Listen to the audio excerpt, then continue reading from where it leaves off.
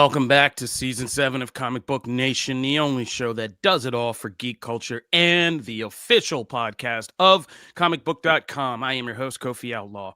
With me today are my co-hosts, Janelle Wheeler, Matthew Aguilar, and Mr. Evan Valentine. What's up, everybody? What's up? Good morning. Good morning. Everybody, Everybody. everybody feeling festive? Everybody feeling chipper? No, everybody's sick and stuff like that. And it's been a hell of a year. Is But, the new version of I was festive. about to say we could fake it till we make it. Yeah, no, we don't. But yeah, we're trying to muddle through. We're trying to do our thing, but we are consummate professionals, so we will be doing just that today. And today we are going to be talking about, of course, Avatar, Fire, and the Ash. We will talk about both. And we will be talking about Wake Up, Dead Man, A Knives Out Mystery. These are the two big movies we're getting right now around Christmas time. Fallout is back. Welcome to Derry is over. We got to talk about all of that. But up first, let's do some trailers. So let's talk some trailers. Janelle, you want to kick us off? Or no, I'm sorry, Matt, do you want to kick us off? Yeah. So we've got the movie I didn't really think we needed at one point in time, but now I'm eating my words because Anaconda is actually the meta movie of making a movie from two Anaconda fans featuring Paul Rudd and Jack Black. Got its final trailer, and while I was already excited for this because it looked funny and also it's Jack Black and Paul Rudd, they could pretty much do a movie about anything and it would be entertaining. I feel like the ending point here, which is the final 30 seconds of the trailer, made me like, no way. They actually got Ice Cube. They actually got Ice Cube for this. Fantastic. Just another meta layer to this whole meta sandwich that this movie is. But again, it really is feeding into the camp and everything of that original movie that is now, I feel like, infamous. It's crazy to think that Ice Cube and J-Lo did that movie way back when. But crazy. This looks bonkers. This looks fun.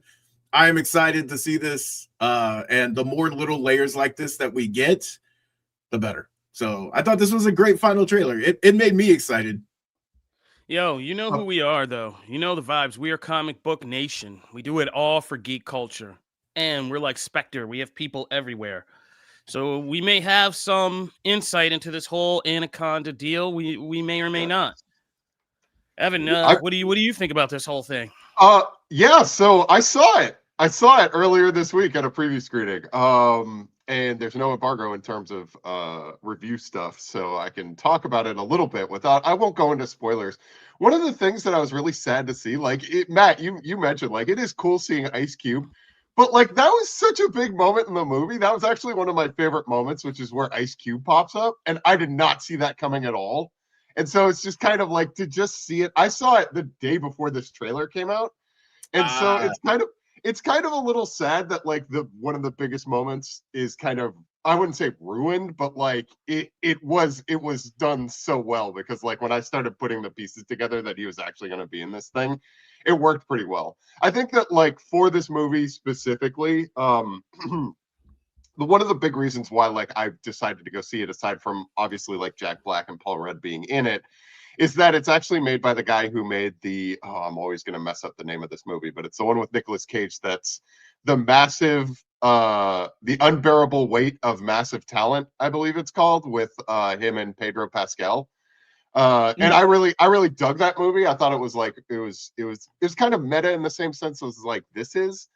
And this does have a lot going for it. I would give this a solid B, in terms of its rating and everything. It does have a lot of really funny moments that I thought, but there is a lot that I felt kind of didn't work for it. But at the end of the day, it is a movie that really had me laughing more than often than not. So but again, it's just a minor quibble. I wish they had kind of not had Ice Cube, but I get it. If you're gonna be trying to market this and sell it to folks, yeah, why not promote the fact that Ice Cube shows up in this? And I'm avoiding any other spoilers in terms of other stuff that happens in this. But Yeah, it's like a fun romp. I don't get why they're releasing it on Christmas. It's very strange. I don't see. That is a weird like No, there's decision. always like a B movie counter programming release on Well, to be Christmas. fair, Yeah. like I'm saying this as a guy who took the missus to see Nosferatu last year, but like Okay, on well Christmas. then there you go. But like that feels a little different from Anaconda. I don't know why, but like Does it though? In terms of it's No, still I don't not know. I don't Christmassy at know. all. It's Not like- really. They're I the guess same not in the really. terms of they make no sense on the holidays. Nosferatu has a little snow in it, so maybe I could make the argument Wow. there. But Wow. like, yeah. I'm in. I mean, there's no reason not to. The original is a classic. I was there on a matinee one afternoon seeing it and came away loving that movie and terrified of snakes. And this looks like it's going to be more of the same kind of vibe with a meta layer referencing the first movie. So, yeah. there's not a lot I need to be sold on this. So, my Anaconda wants some. Full stop. That's it. One of the big one of the things that I really did appreciate in terms of the meta stuff is how most of the characters think about Anaconda, the original movie, as being one of the greatest movies of all time, and it's just like what, like how even I haven't seen Anaconda in a really long time, but it was very funny. All right, Janelle, thoughts? Is that Avatar font in the Yes. trailer? Yeah, they're trying That- to fool people. That is amazing. I love that it's making fun of itself, and this seems like something I would love. If I had time, I would go see it in the theater, but I will love to stream this. Mhm. I would imagine it'll be a fast turnaround time Mhm. between theaters and streaming. I love this cast. I mean, it's gonna be great. It'll be super fun. It's just I'm not gonna make it to the theater for it. I mean, it's a stream. It's not bad for a streamer. I Yeah. mean, we're being honest, but hey, that's all good. All right. Next one is going to be my trailer to talk about, and we're going some classic Spielberg. Senor Spielbergo is doing a new alien invasion movie to creep us all out.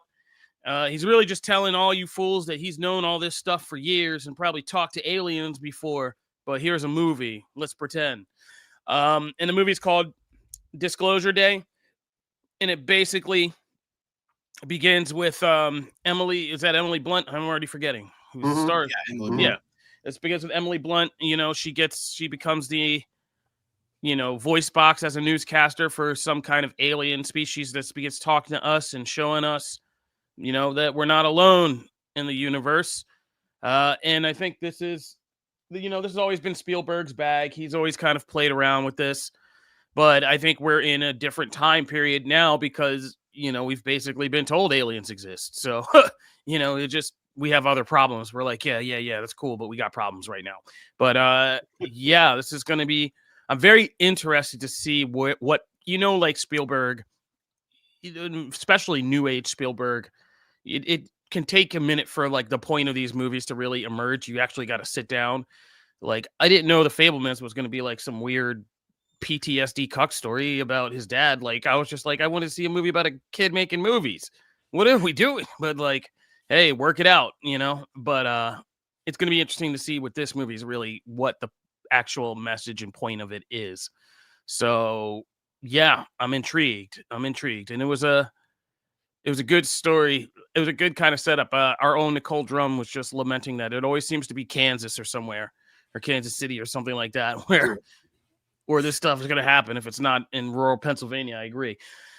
But what did you guys think? Are you guys intrigued? Sci-fi is making a big comeback. Anybody in this? Janelle, is this freaking you out too much? It very much did. Like, I was like, I'm not sure if I'm supposed to be walking away afraid or possibly like hopeful, but I'm feeling a mixed bag of emotions. I feel like that's exactly what I'm supposed to feel. This is absolutely up my alley. I'm totally into this. And Emily is everything. Oh my God, yeah. Oh gosh, just this like scene where she's trying to do like a weather report and the clicking thing is like eating my soul. It's like freaking me out. I can't get it out of my head. And I've watched it once. I've watched this trailer once and it was so impactful that I'm remembering every part of it. So yeah, I'm about this. I'm very, very pumped about this. I feel like I'm living under a rock because I did not know this was happening. And it's one of those ones where I'm like, oh my gosh, this is coming out. Heck yes. It wasn't like put out there really Okay. big. Good to know. But Also the actor from Knives Out. Yeah.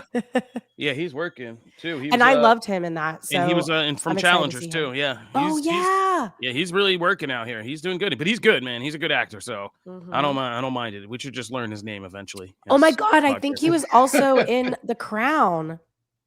Oh, boy, yeah, I think he was working. I think he played the now king, I think, when he was young. Let me ask you guys, do you think this is Steven Spielberg working with the, forces in the government to prepare us?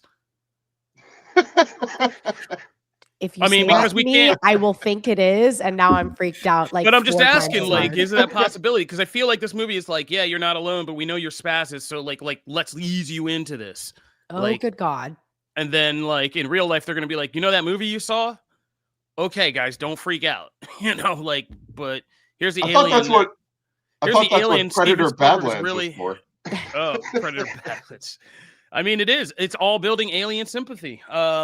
Yeah. So yeah, and then we'll be like, here's the real alien Steven Spielberg's been riding around on his beach cruiser bike with for like the last 40 years. I love it. Oh shit! And be like, we knew you were coming up with that stuff from somewhere. All right. Yeah. So we're gonna have to see, but I mean, you get Emily Blunt in a nice dress and then have her doing freaking new. That's why I love Emily Blunt, because she can do things like that, look all like pretty and proper, and then just do something crazy like freak you out with a voice. And I'm happy to report, of all celebrities that I've interviewed over the years, she is, first of all, looks exactly like she looks off camera as she does on, which is rare. And two, is as lovely in person as you would think from her persona, like total up there. Yay, we are a pro Emily Blunt podcast. You better treat her right, John. Who doesn't like that couple? Anyway, moving right along. Before we get into just talking TV, of course, I don't know why. I just don't want to think about it, I guess. But, we got to take a minute and do a tribute for Rob Reiner and talk about that horrible, terrible, dark piece of business. Rob Reiner and his wife, Michelle, were, of course, killed this week in a very horrific, dark kind of thing. Their son was involved in, so we're told. But yeah, Rob Reiner, I wrote an article about, how Rob Reiner had possibly one of the greatest and unmatched streaks of cinematic production ever, starting with This Is Spinal Tap in 1984, and then just barreling through, inventing the mockumentary, then going Sure Thing and Harry Met Sally, the will they, won't they, start out as kind of rivals, end up as lovers, romantic comedy. Then kind of moving into Princess Bride, story within a story, meta deconstruction of folklore, fairy tales, all that stuff we do now. A Few Good Men, Misery, so courtroom drama, best since what? To Kill a Mockingbird, 12 Angry Men, Few Good Men, Misery, elevated prestige horror, Stephen King franchised out, Kathy Bates, megastar, like all the things Rob Reiner did just as a director, not even counting as a producer, as a actor, and being in things from Wolf of Wall Street, being his most recent thing that people famously know and remember him. And he was just, for his activism and all the stuff he did, whether you agreed with him politically or not, like he did a lot of very charitable things with like very kind of good charitable goals for society in general, not just politically. So if you're in the world of entertainment, I mean, you're talking about like a icon and a titan, and this is just a really, really hard way to take that ending. So yeah, families are complicated. I'm not going to get into that whole thing, but it's a nightmare if you're a parent. It's a nightmare if you're a child. It's a nightmare if you're a film fan, and it's just a nightmare around Christmas. So And oh my God, that was so stupid. I don't mean to land there. But yeah, that's all we're going to do. This is as dark as this podcast is going to get. So RIP to Rob Reiner, and thank you for all the wonderful work. If you don't want to dwell on all this, please do indulge and go back and watch your favorite Rob Reiner film. Go put on Princess Bride. You know, these are the ways you really can celebrate the life and accomplishments of people and look at that side of it. And I encourage anybody to do so. And I encourage you, if you're feeling any kind of bad ways, private battles, you know, all that stuff around the holidays, especially, everybody, I hope you find a lifeline. You can pick up a phone, just call, talk to somebody, do something. Yeah, don't be dwelling in darkness in these times. We are a light, positive podcast around here. Lightness, family, stuff like that, good energy, all that stuff. We just don't show you our moon rocks very often. All right, so moving right along. Now, for a totally sane and good segue, let's talk about Fallout. Fallout Season 2, which has nothing disturbing in it ever. All right, so we're back for Season 2 of Fallout. It's on Amazon, and I'll just give my quick take because I've been talking and I had to do that whole thing. But I thought it was a solid start. I could see now where I think Season 1 was a vibe check to see could people take this world, you know, and, you know, because that's when they were so animate about, yo, we're not following just the games. We're just making a story in the world of the games. And it was all about that kind of vibe check. I think Season 2, it's already clear, is going to be a lot more lore heavy and is going to be a lot, and we have a lot of plates spinning already. Like, there's a lot of characters, a lot of storylines, but this is going to be a lot more lore heavy. Like, it's going to be about Vegas and, you know, who, you know, Justin Theroux's character is and his relation to Hank and stuff. And I can already feel more of the games kind of creeping in, even though I was never a big Fallout person. Vault numbers, all that stuff. But I still am digging it.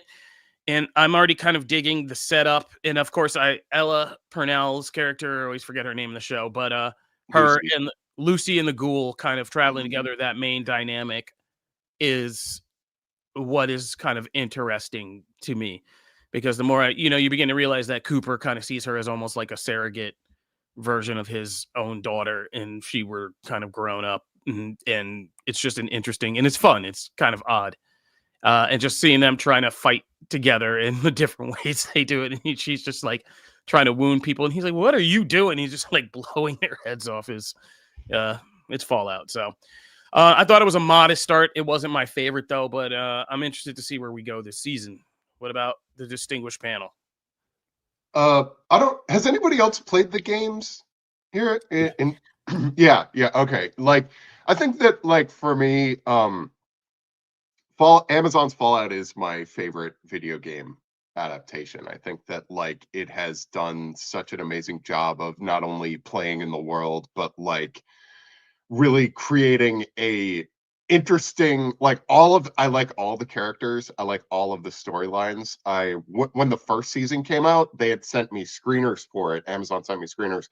But when my buddy hadn't seen it, we watched the whole thing. And I usually don't watch like a TV show again, like right after I see it. But like, I was like, yeah, I'll give it another shot and like watch it right after. And it's like, yeah, Season 2 is really digging a lot more into the lore of, like, if you played New Vegas, you're going to see a lot of stuff here that like kind of that kind of references it and everything. I know that in the video game world, Todd Howard, the head of Bethesda, kind of mentioned that the next Fallout is going to like play on the stuff that was introduced in the TV show and everything.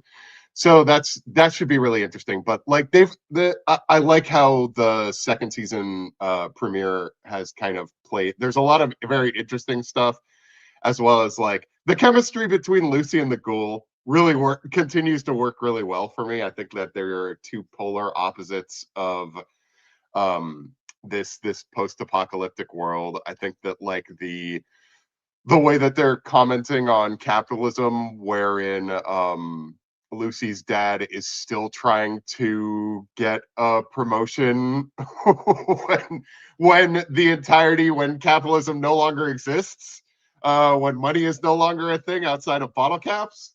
I think was very interesting. Oh man, that scene where Lucy walks up to the woman and it's like has to eat flea soup. It's just one of the most horrible things I've seen this year. But yeah, no, strong start. I thought. I'm down for more. Can't wait to see more. Guys, you can jump in. You don't need my prompt. You don't have to raise your hand. Yeah. I mean, I agree. Like, this is probably my favorite video game adaptation, apart from Mortal Kombat in the 90s.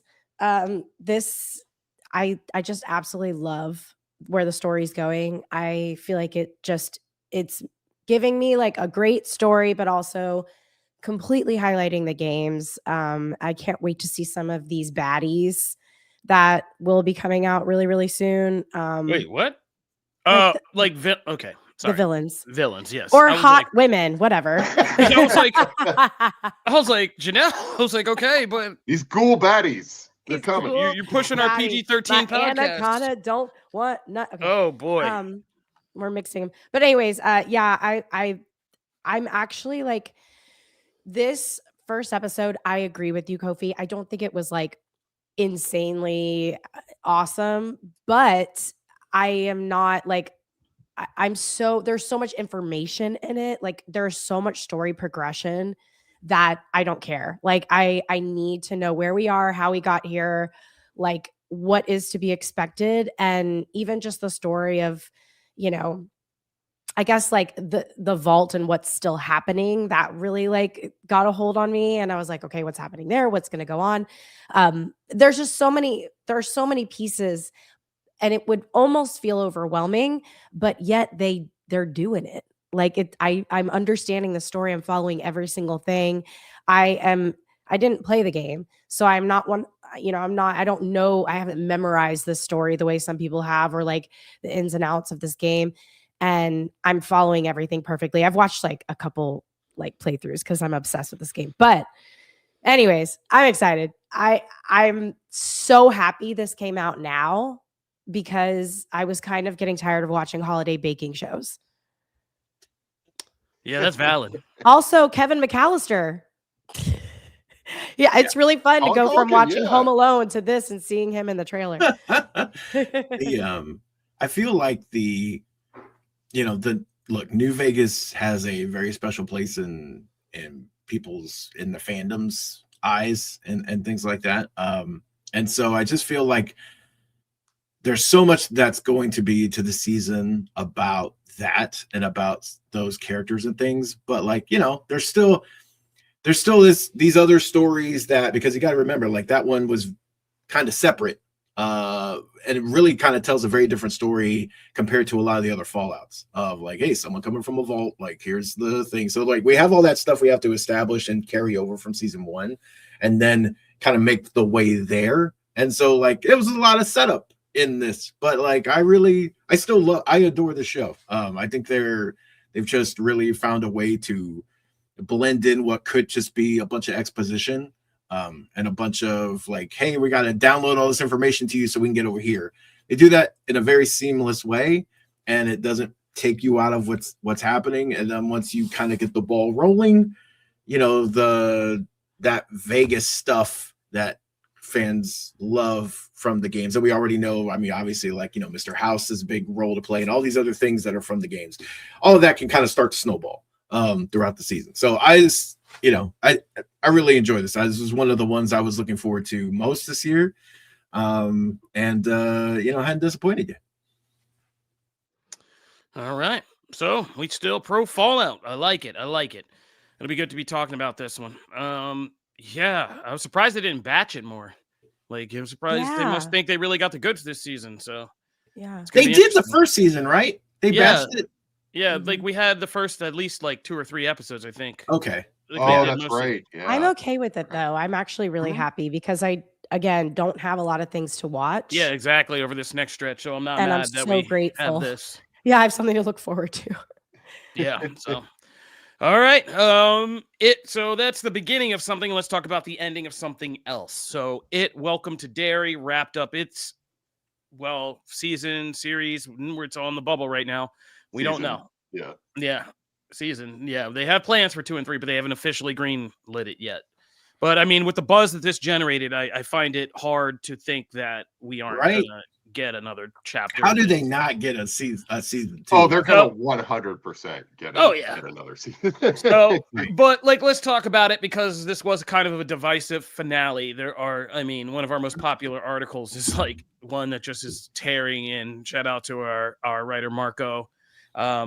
He put up a pretty impassioned criticism of what happened in this episode, but I think for a lot of the casual viewers, it again, I think for me, and I know I'm not a King fan that deeply, but I know all the lore from over the years. And I think for me, I respect Welcome to Derry for knowing, I think they did a good job of knowing how do you make a horror long form story into a hit, a weekly hit in this modern climate of television, right? Like where you got to generate things, like you got to make the memes and the virals and the buzz on social media, plus the viewership, plus the streaming second wait. Like you got to do all these things. And I think Welcome to Derry was well plotted out to do that, in the sense that I think it had enough lore for average people to be like, ooh, and have theories or talk and be like, oh, I bet that's the person from this and that and the other, or this is going to be the mist, or blah, blah, blah, blah, you know, while still being like prestige level in its looks for the most part. Some of the effects and stuff get a little wonky, especially in this one. Towards the end of some of those sequences, they weren't quite up to movie snuff, but pretty good effort for the most part. But I think it did its job well. And I think there's enough dangling threads. And what it did in the finale is clearly a franchise move to not only set up more seasons of the show, but possibly more It movies and things like that. And so, yeah, I'm not mad at that. Like, I'm not mad at them for doing that. I'm not a King purist or saying this lore is so revered, you can't do this, blah, blah, blah. Like, we're going to talk full spoilers, obviously, because it's coming up in a week. But, like, yeah, the idea that Pennywise is this entity that is omni-aware and omni kind of connected past, present, and its own future, and sees it as a circle instead of a linear line it's not completely invented or new. It's kind of like the same thing with Last Jedi. Like Rian Johnson read all the scrolls George Lucas laid out and then said, okay, but here's some things I can pull on, or some things people really don't pay attention to or highlight about it or have forgotten as the franchise gone on, but like, let's pull this stuff back up. This is the same kind of thing. Like, it's always been suggested that Pennywise is this kind of entity that is this god-like thing. And so having that perception of time isn't crazy to me. What you do with that is the trick, right? How you execute on that is kind of the trick. But yeah. All right, that's all I got, guys. You guys got to work too. Yeah, You gotta work here. No, I thought that makes me very interested. I'm going to read Marco's article, and so should all our listeners on Comicbook.com. But I would actually be interested to kind of see his arguments, because I really love this finale. I thought, like, and I am a big like King lore guy. I think that the way that like his universe kind of intersects with each other has always been super interesting.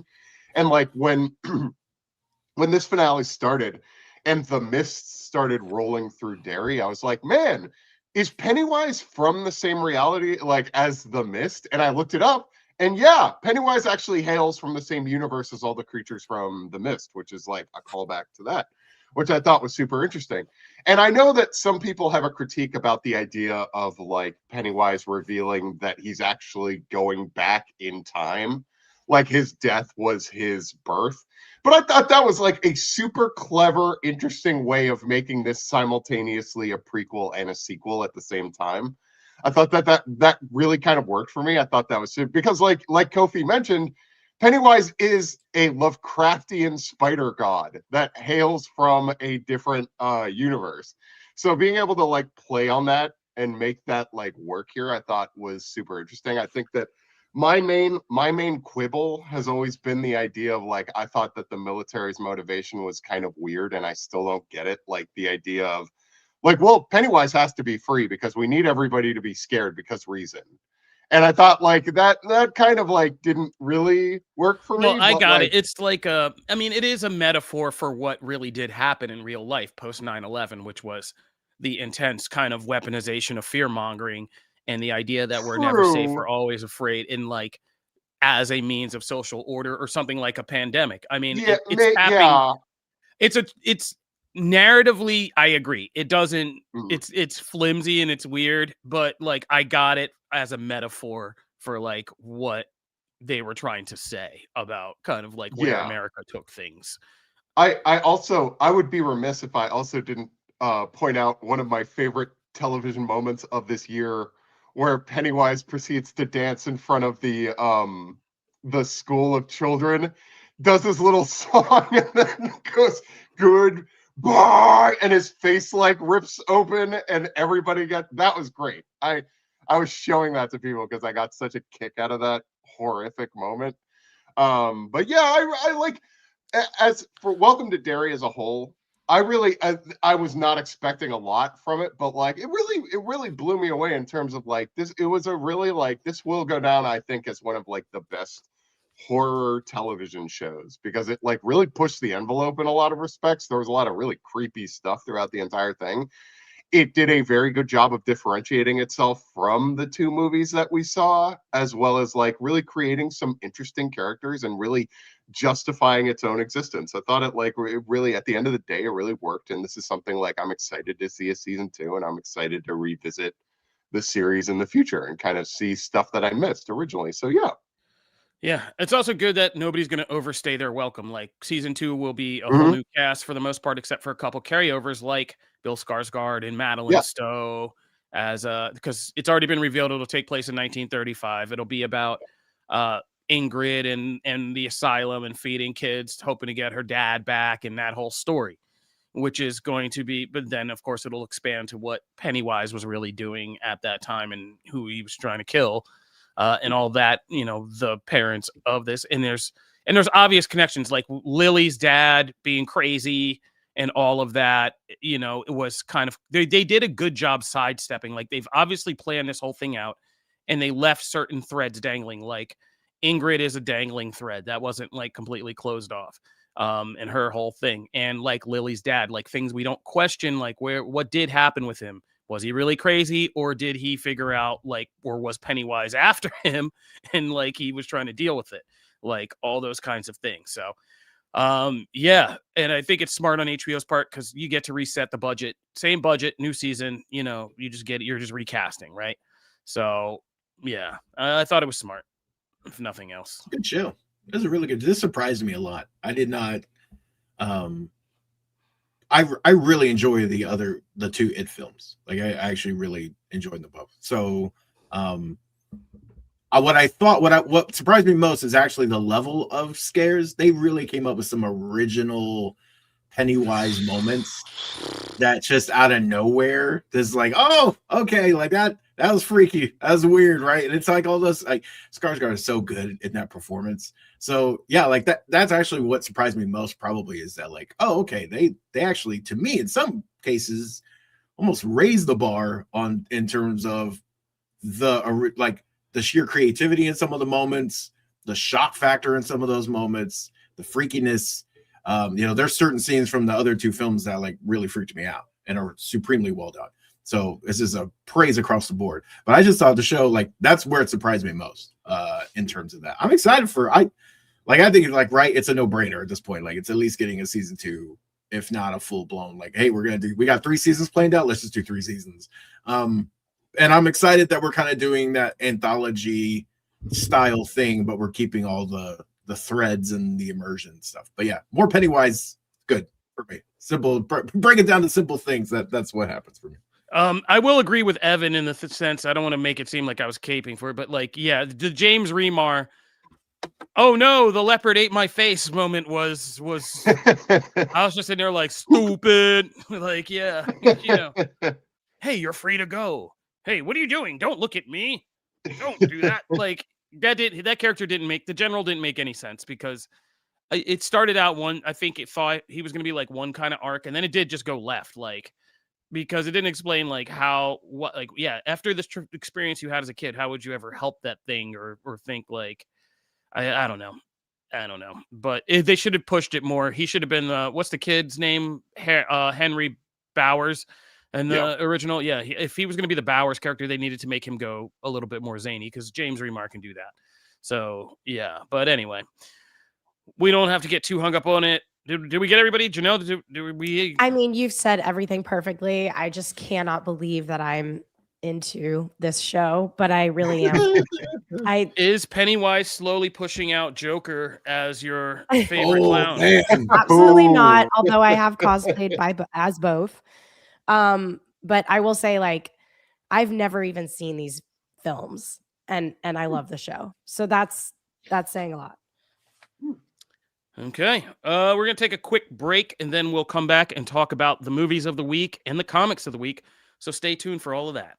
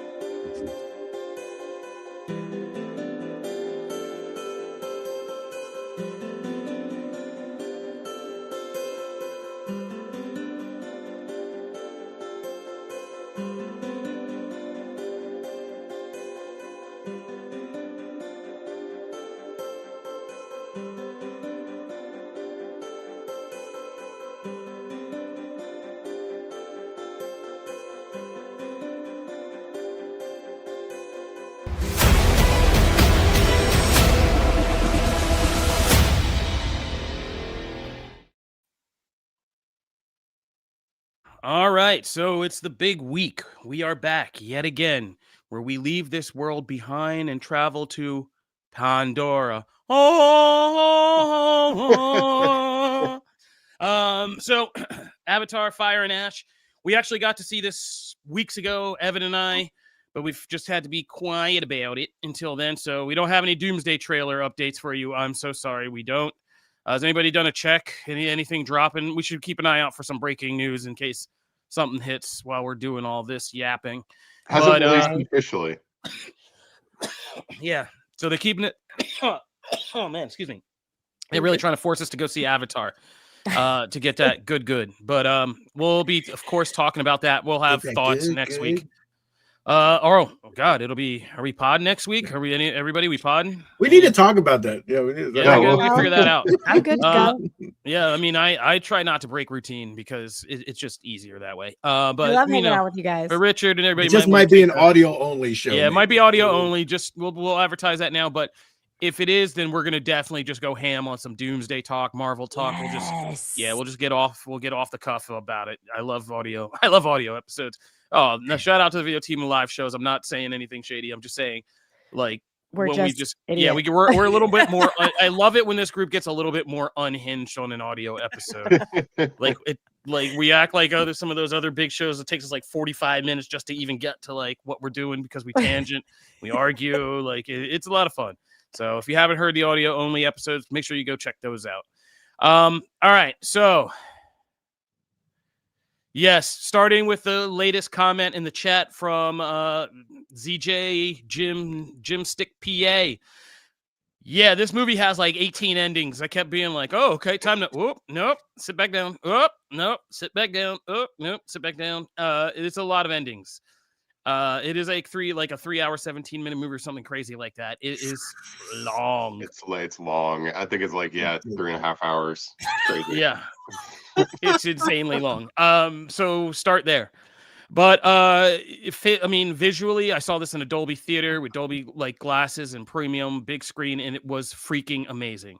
Like for the first minute, I was like, "Oh my God!" But then there's a specific reason why it looks the way it looks in the beginning. And then once you lock in like all of this stuff, it looked amazing. This is the best kind of immersive 3D you'll see because it's everything. Like fire looks amazing, water, there's entire underwater sequences, air sequences, and that stuff looks incredible. the Na'vi characters, all of that is just, I mean, even more obviously advanced than where we started, and it all looks incredible. So visually, I think Avatar, again, it's always hard to kind of do these because it's just like I could tell you everything and break down the story and everything that's crazy about it and wrong with it or derivative.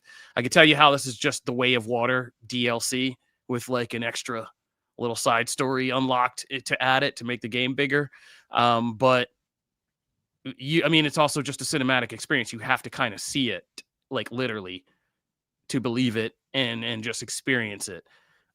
Because James Cameron is once again offering you something nobody else can do for you cinematically, like literally put you inside an alien world, and like the whole alien human thing, like all of that is smoothed out. Like it's pretty flawless this time. So, yeah, it's nuts. And so that's what I can tell you about it. Mm-hmm. Evan, what do you think? In the comments. Oh wait, I just curious. It's in the comments, and I'm curious if you think that I don't like that it could be an ending. If like 4 and 5 don't happen, this is serve as an actual absolutely ending. Untrue. And I'm trying to hold off on the ending because the ending is where my real rant about this movie will begin. Okay. So I'm trying to hold off on that, but I wanted to get Evan's thoughts. No. It frames it's a thing. The ending unravels the entire movie, but we're gonna get to that.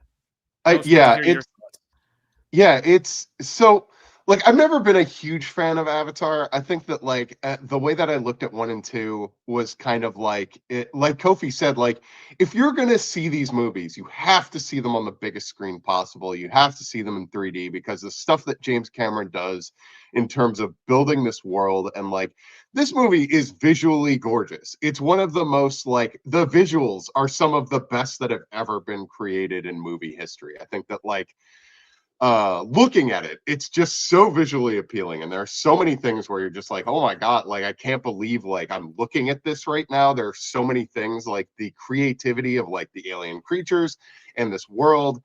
The problem I've always had with the Avatar movies is like the story just never kind of resonated with me. I don't think that like the Na'vi and like their world and like all this stuff and the characterization, it just never really hit with me. I will say, like, I think I mentioned it last week when we kind of briefly talked about it. Like, yeah, I will say that like this is the best Avatar movie so far.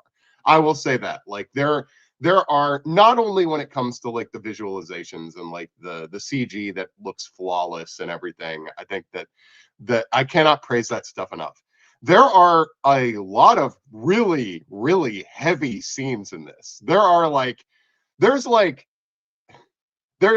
concepts of like suicide and death and like, which I did not see coming. There's one specific moment where a Na'vi takes a gun and puts it under his chin. And I was like, oh my God, like that's like, I did not see that coming, like that we would go to these territories.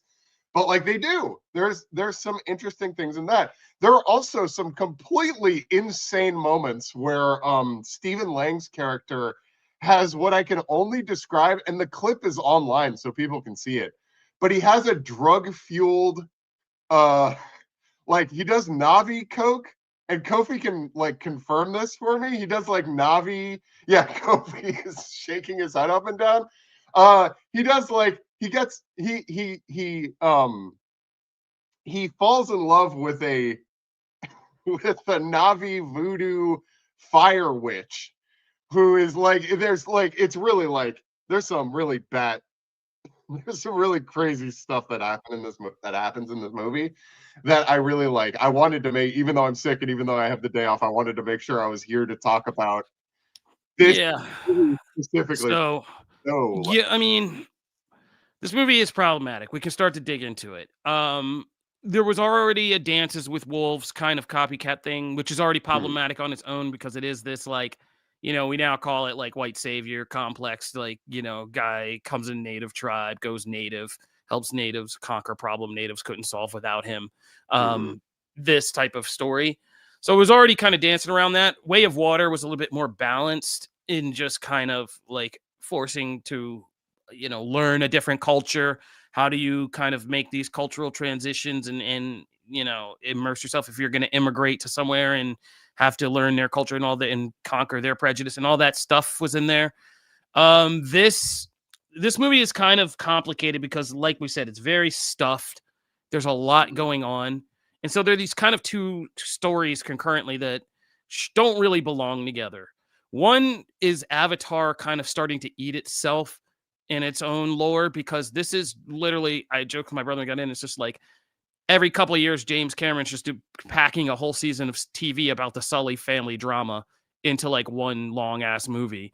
And that's what we're doing. But you're just checking in to be like, hey, what's up with the Sully family today? And it's like, here, Sully family's having kid problems. They have adolescent problems. Now they got dead kid problems. And it's like, it literally is a family drama. And like a lot of these scenes are just the Sullys of different combinations arguing with each other, yelling at each other, going through it, grief and all that stuff with against each other. So there's that. But then there's this other story that's focused where they make Spider, the kid Spider, very much a main character in this one. And there's this whole story about Spider that is just like James Cameron's ultimate. I feel like he's just getting older, like just mask slipping kind of white guy fantasy of, cultural, I don't even know what to call it, like cultural acceptance or just kind of cultural borrowing. I don't know. It's really bizarre. Like the way this movie ends, and not to spoil anything, but like just the kind of final shot, the final shots of all these movies and this whole kind of spiritual kind of unity thing. But this one is literally like, hey, like you're invited to the cookout is what we and my brother were joking about coming out. Like James Cameron basically invites himself to the cookout and is like, I'm cool enough. I'm coming to the cookout. And you're like, what the hell is this? And then I go back and start thinking about the rest of the movie. And it's just like, yeah, a lot of this movie is just dudes inviting themselves to the cookout. The whole Quaritch thing is just like the most kind of disgustingly weird, like going native, quote unquote, like every frat boy who went to Costa Rica for a summer and got turned out by a beautiful Spanish girl and then just who was also kind of nuts and, just you did cocaine and ran around, just did that all day. Like that's Quaritch's story in this, like straight up, like it's just kind of what it is. And it's just like, okay. And it's just like, you start thinking about it. It's like, yeah. So now this white military guy, his, radical, like right-wing guys now just living in a blue body, like starting to, and they literally just show you him like sleeping with a native girl, like getting it on. And like, you're like, where are we? Like, where is this movie? Where is this franchise? And like, where's James Cameron's head in all this? Like, what are we doing? I think that's always been one of my biggest detriments to the Avatar series. And I know like there are fans of Avatar and everything, but my biggest detriment to the Avatar series is that like James Cameron devoted the rest of his life to this. Like there's a really good chance that one of his last movies is going to be an Avatar movie. And it's just like from the guy who made Terminator 2 and the guy who made Aliens, and like it's just like these movies are visually amazing, but they don't feel like, okay, this is what James Cameron should devote the rest of his life to, is what I'm saying. And I think James Cameron's thinking that, because as people started out in the chat saying, the big talking point around this from everybody we've seen, everybody who did the interviews said that like the messaging has switched on this. Like this was originally like the third opening and then the opening of a whole new chapter of Avatar, and everybody's been talking like, oh, well, if we don't make any more, this could be a great ending. James Cameron's out here like, yeah, I know I could write a book or do a comic or something. Those are also possibilities. I think that, and I don't know James Cameron, but I don't think it's just him. I think everybody involved with Avatar is starting to sit down and calculate how much of their lives are going into this, like you said. Mhm. Like, I mean, since 2000 and something, they've been doing this. It's been this entire century for some of them, pretty much just from the prep to the training to the filming to the then delay and then coming back and now trying to do these back to back to back. Like, I think John Landau dying, had a significant effect on James Cameron. And it, like you said, it makes you think like, holy crap, like I might only have these years left. What am I going to use them for? People change when they realize like there's not so many left in the bag, right? Not so many birthdays, not so many this. Like, do I want to be on a set making watching filming people in a fish tank of deodorant balls, or do I want to be taking an ocean voyage, or something, James Cameron, so he might have different goals. And I don't think I think the box office will tell us, but I think culturally, I don't think we're here anymore. Like, I think this one was the least excited I've been to sit down for an Avatar movie. And it's just like, again, I don't care. And we've lived with this for so long. I think we know by now if this was going to have a deeper cultural impact with us. Like, if you don't hear us quoting Jake Sully, like nobody's really painting themselves blue. Natiri's not, Zoe Saldana, her lioness character is more popular than Natiri by now. Like, it's just none of this sticks. You know what I mean? But I feel like we say this every movie. We have said this to some degree with every release, and then it goes on to make $1 billion.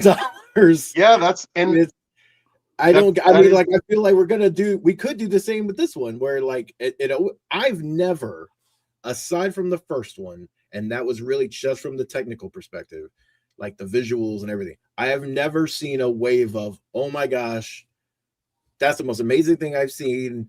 You have to get to the theater to see it. I've only seen, oh my gosh, it's so pretty. It's beautiful. It's what you go to the movies for, that kind of thing. But I've never seen anything about like, you've got to go see this for all these other reasons. And yet it still makes a ton of money. Mm-hmm. And then we're right back here with another one. It's like, I feel like it's just I've seen this movie before, and it goes on to make $1 billion. So if they make another $1 billion, I have a hard time believing they won't at least do one more. I don't know. And so unless Cameron is really just like, I tap out, I'm done. Because if he's not at the helm, they're not gonna do it. So I don't know. It's weird to me. Like this franchise in general is a very weird thing to me of how it's popular with someone because they make a ton of money. I just don't really know that many people in my circle, but it doesn't matter because the people show up. People show up. Someone likes these movies. Some of y'all got some freaky blue paint in the bathroom closet, and we won't talk about that. No, but it is. I think though they've learned, and I think they're going to have to just eat crow and eventually admit to themselves that they just screwed this up. Like, you waited too long. Like, you waited too long between Avatar 1 and 2, and that's just what it is. Like, you have to remember, like, when the first one came out, it was a cultural phenomenon. There was a whole generation of kids learning to speak Na'vi, wanting to save the planet and do all these Pandora-inspired things. Like, there was a lot to do there, but they didn't merch it fast enough. They didn't kind of like figure out a sustainable kind of franchise structured lane, whether it was like a TV series or something, to keep it there. And that time has passed. Those kids are grown up, and none of these new kids are jumping in, and my kids aren't going to buy any Pandora stuff. They don't give a crap about that multi-eyed whale or anything. So like, it's just us, the people, like the adults, going to see the movies. And I think for us, it is just like an event, because these are some of the last event films, right? It's like what Star Wars used to be. Oh man, they put out a new Avatar. Like, all right, we're gonna go see that. And like, I don't think after that it's a box office, yes. But after that, is it anything? Are there any major merchandising opportunities? Any kind of like brand or licensing opportunities? Like, how much can you do with any of this anymore? As an IP, I think IP games have changed, and I don't think Avatar's in consideration in many of those lanes. You know what I mean? So like, nobody cares about Avatar. Ironically, they do have a solid game from Ubisoft that actually has earned quite a bit of praise. I have to check that out. But that's it. But that's it, really. Like, yeah, you're right. Like, there's not a lot of other. Also, I will say in the comments, yeah, remember 3D? Wow, Yeah. that's crazy. I did see this, and I don't know. Kofi, did you see this in 3D? I saw it in 3D. Yeah, that's what I was saying. In the beginning, I saw it in Dolby 3D. Like, it was amazing. That's how you have to see it. Go see it in the biggest format of 3D you can, because it looks amazing. And it really is. Like, I had to pee twice because it's a 3 hour, 17-minute movie and beers make you pee. But, you know, every time I got up, I forgot I was wearing my glasses and I was like walking. And at one point I almost fell down the stairs because I was like in the scene. Like, I was like, whoa, like, you know, something happened in the movie. And it was so like in my face and real that I was like, oh, you know, like, oh, like almost stumbled. I did like take off the glasses really quick and like catch myself. And I was like, and then I stood up again and like did it. I was like, glasses on, glasses up. And I was just like, this is crazy how amazing this is. Like, this one is so nuts in 3D. So, I will say this before I have to dip, but I will say that in talking about whether or not there's going to be like future avatars, I think that on the behind the scenes box office stuff, I think James Cameron said that in order for this to break even, like it has to be one of the top, I don't remember if it's top 10 or top 5 movies of all time, but like it has to make over $1 billion or they're not going to do it. And it's like, I think the last projection was something like in its opening weekend, it's going to make like around 300 million worldwide or something, which I don't know is enough. As impressive as that number is, I'm not sure. We'll see the legs that it has internationally. But like at the end of the day, I'm fine with this being the last one. I think that like I'm not trying to be too hard on that.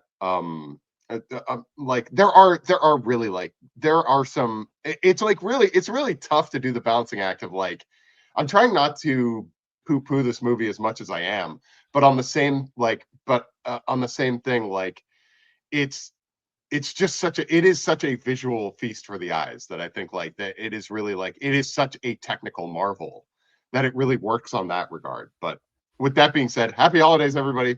I'll see everybody later. All right, thank you, Evan. Thank you for hopping on. We appreciate you. No problem. Have a Merry Christmas, Happy Merry Holidays, Christmas, all the things. Everybody. All right. So that's it. I mean, so he just said a lot of words to say. It's still going to be pretty crabby to you, but you're going to go see it anyway because it's something to see. So that's still the Avatar line we are towing. Let's talk about Wake Up Dead Man. My question, why do people still love these? I love how you put genuinely asking. Yes, I am. In the note after. Wake Up Dead Man. I'm personally, this got 3. It's like I'm in the same. I didn't know until right now. I'm in the same place with both these movies this week. 3 is enough. I'm done. I'm tapped out on both these franchises. Love Rian Johnson. You could be doing some other stuff. I love Daniel Craig. You could be doing some other stuff. But I guess some people the chat's already turning against me. Some people like these whodunits. I don't. I know what they do is very good. There are whodunits that are really kind of commentaries, social commentaries. I really enjoyed the first one for like the kind of zaniness and what it does. These just begin. It's just beginning to feel like Ocean's 11 or something, where it's just like it's beginning to eat its own tail in terms of famous people getting together, having fun, being zany, and it doesn't offer me many surprises. Like as soon as you show me Glenn Close in the beginning, and you're like, oh, she's just playing this kind of slightly funny, mild-mannered, church lady. I'm like, there's no way that's really what Glenn Close is here to do. And so like I can't. There's no mystery. Sorry. Yes. It's a great sight gag. It's really sorry. Yeah, and I mean, it took me 3 watches to get into this movie. I fell asleep 3 times, and I had to keep restarting it, trying to get into it. So, man. So I will say, it is just like the Ocean's 12, Ocean's 13 thing, where the casts now know it's just there, and Rian Johnson knows like it's just there to have fun, be goofy, and still in like kind of be zany, and they're all kind of over the top. Bad? No, it's just not my cup of tea. Okay, it's not my cup of tea. It's kind of like I think this is like I'm trying not to like race or gender this, but I just think it's not my cup of tea in terms of like what a comedy is. But Daniel Craig is still obviously charismatic as hell as so Benoit good. Blanc. Long-haired Benoit is, he's on a different vibe, but it's all right. Janelle, save us. Yeah. What would you think? I think there is a place for this in streaming. Like Janelle if agrees with me. yeah, I mean, I was actually never really into it to begin with, but I can appreciate whoever is, and it wasn't like a waste of my time. I grew up in like a very Catholic church, so certain things about this were like ringing for I was like, "Oh, snap. Okay." Also the acting was great. And yeah, listen, do I seek these out? No. Have I ever? No. But I'm not mad I watched it. And I'm okay with it existing as long as it doesn't think it's like bigger deal than it actually is. As long as it's not going into the theaters, going like, hey, let's market this film, like go to the theaters and watch it. As long as it's streaming, I'm cool with it. Make as Yeah, many as you I want. will say I agree with you wholeheartedly in the fact that I think this is a perfect thing for streaming. Yeah. I think this is like quintessential. This is great for streaming. It is going into theaters though, and that's cool. I feel like It's because long. all I've heard, by the way, all I've heard with the Netflix WB deal is that theaters like theatrical release, blah blah blah blah, is really important. So you better show up when stuff like this pops in the theater, right? For a little bit. But for me, I'm a big fan. Look, I'm probably the biggest fan of like procedurals here, right? My Law and Order love is well known. I like the regular weekly whodunits, right? That's in my bag. I love Murder She Wrote. I love Matlock. I love all those things that are like, hey, case of the week type deals. So when you get someone like Rian Johnson and you get this great of a cast, I'm probably going to love it because it's right in that spot. And these are funnier than most of those other things, right? Like there's jokes and there's lighthearted moments in all of those shows, but like, they're still talking about the case and whatever.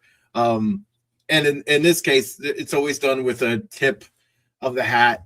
It's a little meta. It's a little quirky. You get some oddball characters here. You get actors who don't necessarily always get to play certain types of roles, and they get to just kind of have fun. And right now, I'm in a place where like I just want to have fun. I'm not taking myself too seriously, right? So I love these. Like I like this style, and I kind of just because to me, there's no end for these. Like you don't have to stop. He could go do whatever movies he wants to, and then come back around 2 more years. And they're so anthology-like. As long as you get Craig, because he's kind of the linchpin and everything. As long as you get Daniel Craig, you're good. You can build a whole new thing around it. He's a little older. You deal with that. Like these can be endless, and they can always be entertaining. So I'm always open for him doing, because Rian Johnson is just so good. And I love these. They're fun. But I agree with you. I'm not gonna mark. It takes a lot to get me to a theater. Okay. And we'll just talk. Well, actually, I'll add a little note to our theater section here in a minute. But like, it takes a lot to get me to a theater, and so I'm not always necessarily like, hey, I'm going to go see the new Knives Out. But if it's on streaming, I will absolutely watch it. It's fun. I hope these don't stop. They can't stop. They won't stop. Won't stop. There it is. It's coming. By the way, before we move into comics, can I add a quick theater note? Go for it. Quick? Okay, so I did see a movie, and I saw The Housemaid. And I was talking to Evan before the show about it because my wife's a huge fan of the books. And so I know about these books and the stories and things like that. Frida McFadden. Saw the movie. That was fantastic. That was great. I so enjoyed that movie. So I'm sorry, which movie? Got a fan. The Housemaid. That's so good. It's so good. The book's good too. And there's some changes from the books, but I really enjoyed it. Man, also Amanda Seyfried, just so good. She's so good in the movie. You want to see a showcase for her? Go see this movie. She's fantastic. And it doesn't go where you think it goes. So you saw White Girl the movie. All right. Thank you. It's good, man. It's a good movie. Oh, you are so I don't crazy, Randall. I can't believe out of all the movies, and do you know how long we've done this show? You hardly ever go out and see. Like I have to go up here and just do movies by myself. And then you like pop in here one day. You're just like, oh, but The Housemaid. It's a good movie. Oh my god! I don't discriminate.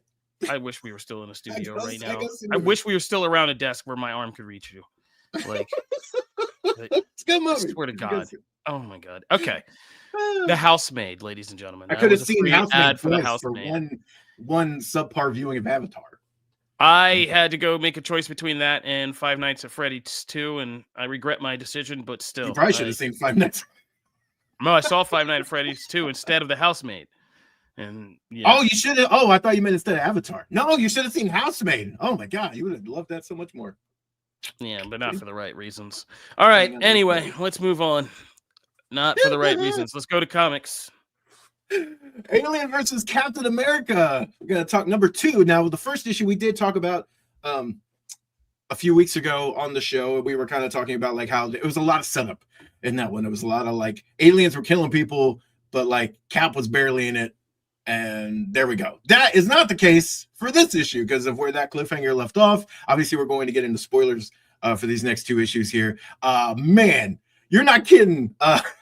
You're not kidding in the comments. This was a brutal issue. Lots of people die. In fact, almost everyone dies.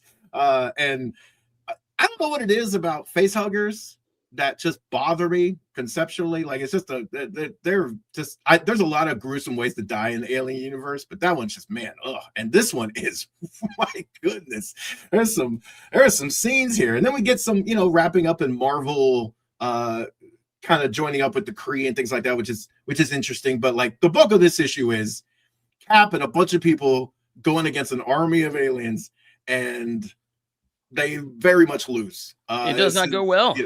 It does not go well. But what did you guys think of this one? Yeah, I mean, it's what you want out of an Alien book. Like, it's a nightmare fuel story, and the best parts, and they really channeled aliens in this one, which is like going down under there and just being swarmed by an army of xenomorphs and just unthinkable kind of waves and odds of in how overwhelming it all is. So they did that and they got properly slaughtered. Like, yeah, I've never seen Alien do it so raw as to have what we call in the stage a chest burster come kill somebody by chest bursting them, then immediately jump out into somebody else's face. And I think they even use like the splurch thing, like the word. More Frenchy. Yeah, splurch. And like, I was just like, oh, that made me sick. I was like, oh, come on, man. Like, yeah, that was aggressive. That was aggressive. Janelle? I love this. Like, it is so violent and so like wholesome. Captain America, I don't know why they chose Cap, but it is so great to see him. Well, I guess because of the shield. I don't know. I was about to say, sorry, not to interrupt you, but I will forget in a second. That was my main point, was this did showcase why Captain America is a badass and why that shield is badass. Yes, exactly. And I'm loving this. It's one of the ones that I'm just constantly like flying through. Like I flew through both issues so quickly that I'm like, dang it, why did that end so quickly? And I forget what page I'm on, and I'm just in it, and I'm picturing like the movie in my head. And I cannot believe I like this team up, but like it's so gross and good. And it's, you guys have already covered like all of the little fine details, but just overall, this is my favorite thing I'm reading right now for sure. It's fun. This is exactly, and now it's going to get even crazier once you kind of involve the Kree. I'm really excited to see what we get there.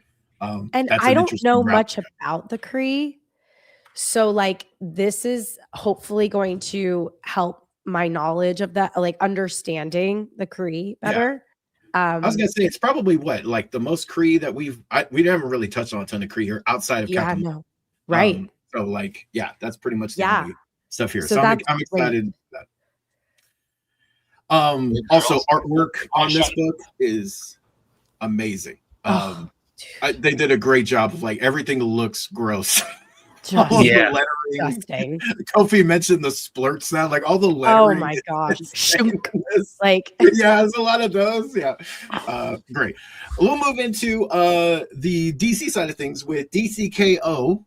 This is Harley Quinn versus Zatanna. This is the latest. I think this is round 5. We're getting all these kind of one-on-one matchup tie-ins. If you've been keeping up, I think we had Superman and Captain Atom. We've had a bunch of different characters kind of sparring off. Wonder Woman versus Lobo, which I didn't love as much, I feel like, as other people did. But I was really excited for Harley Quinn versus Zatanna because I love Zatanna. I'm a big fan, and obviously Harley Quinn is such a popular character. But that is an interesting matchup in and of itself, in the fact that you have one of the most powerful magic users in the DC world, and then you have Harley Quinn who swings a mallet, right? So on paper, you go, this makes no sense. I don't know how it thinks. But what intrigued me about this book was that Leah Williams wrote it, and Leah Williams also wrote one of our favorite books of like 2024, Exterminators. So I always know that there's going to be something a little bit weird, a little different, and that's what really inspired a lot of the hope here. Also, Mirka Andolfo, who Sweet Paprika and Mercy and all those books was doing the artwork. So this was a dynamite team and a very different team for a book. So I was excited about that. And I was happy to report that I really enjoyed this. And they even addressed the main criticism I had going into it of like, how does this matchup make any sense, right? They kind of navigate that throughout. I will say I have a little bit more to add, but I'm really curious what y'all thought about this because it was just kind of so out of left field. I think DCKO is all right. I think I'm kind of like meh on the whole thing. I get it. It's an excuse to put up characters who don't get matched up in these stories, like at all. Like really. Like there is no real long, intricate history of Lobo and Wonder Woman or Zatanna in Harley Quinn, even though they're both Batman related, right?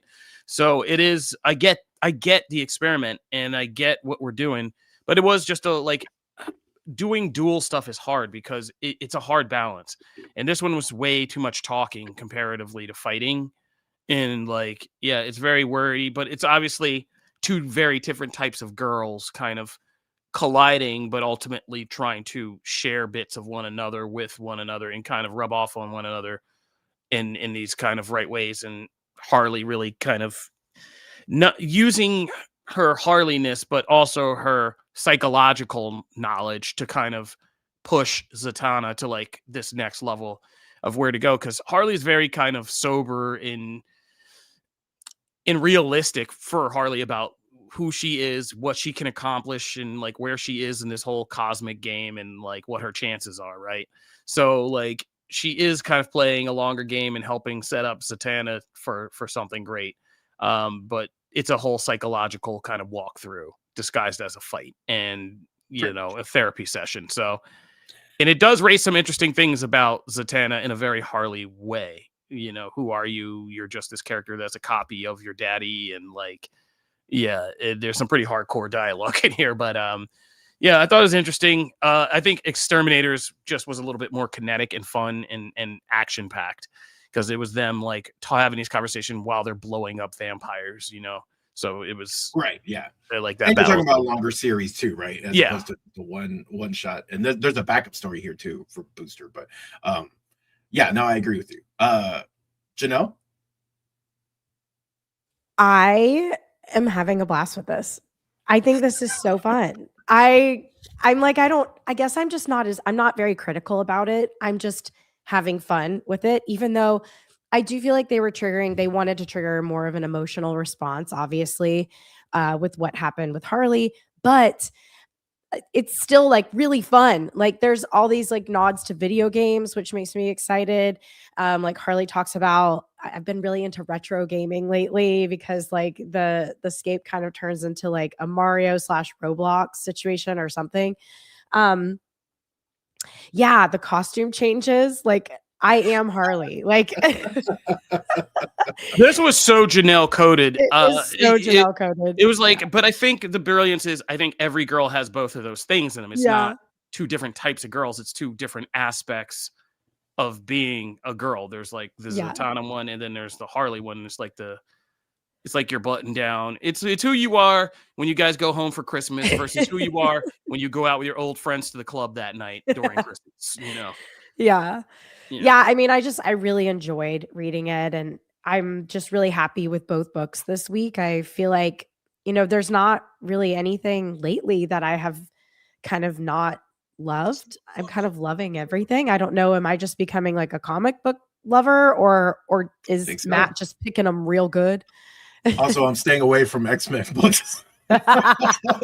Right now, I'm staying away from Merry X-Men. Christmas, Janelle. Yeah, it's a little murky right now, so I'm trying to put the best foot forward. Yeah, no, I really enjoyed this. I like that they addressed the whole thing of like, and Harley even says it, like, you're like one of the most powerful people in the DC. I had no shot. There was no way I was going to win this, right? So even her playing dirty at the beginning of like constantly making it so Zatanna can't talk or speak. And even though I also like that Williams addresses that, like, Zatanna's come a long way in some of her solo series, and it's been established like she can fight. Like she's trained, she knows, because she's had to overcome that of like people constantly, all right, well, if we take her, she can't talk, she's not a threat. And that's been a thing that has come up a lot, right? So she's had to find ways to be able to, like, she doesn't have to do that anymore necessarily. She can hold her own. I like that. And then also you get the kind of truly unleashed thing, because that's been another thing running in KO. The villains automatically had a one-up on all of the heroes in this tournament, because they're willing to go to places that a lot of the heroes, aside from Batman, aren't. They're willing to play dirty, do things, and they're trying to ultimately take control of the universe, right, with this thing. So the heroes have to kind of get out of their own head and stop holding back. And like, we've had the same thing with Superman and other things. And so it is interesting how, like, Zatanna runs up to her at the beginning, like, hey, it's you. And she's like, nope, it's not gonna be that kind of thing. And we get to the end, and I thought that was a really cool way of making this a Harley book, but also bringing another level to Harley and not her just being surface. And it was her thinking ahead. And like, Harley's still a very intelligent, we always see the wacky side, but it always takes other series to kind of bring up like, hey, she's actually very intelligent, she was a psychiatrist. Like that was her whole thing. So yeah, I really dug that. Also the artwork kicked. This is awesome looking book too. So I'm about half and half on these tie-ins. Like there's some I like. Wonder Woman and Lobo I did not love. But other ones I have. So I'm just kind of split. I know at some point we'll get to DCKO 3, and I'm interested to see where things go from there. But yeah, that's comics this week. And that'll do it for the show, unless Matt has something to get off on his agenda. Nope, not today. All right, and that'll do it for us. I want to wish everybody a Merry Christmas. I want to wish you a Merry Christmas and the bottom of my heart. Feliz Navidad. So everybody celebrate. Have a good holiday. Like I say, I don't know where you are. I don't know what's going on, but don't be alone, stranger. Don't be mired in darkness by yourself. Find somebody to connect with. Find some lights. Find some joy. And just take a moment for yourself. Get some content you really love. Sit back with it. Curl up. Get something to sip on you really like.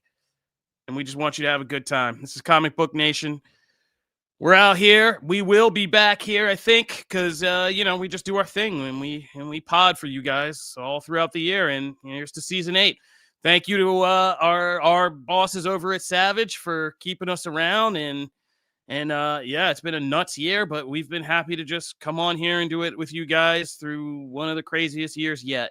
But it really feels like Matt, can I ask you something? Yeah. Do you feel like it's getting crazier out here? All right, we're getting out of here. One Joker reference for the road, buddy. Everybody have a Merry Christmas. This is Comic Book Nation. We out. Peace. This is...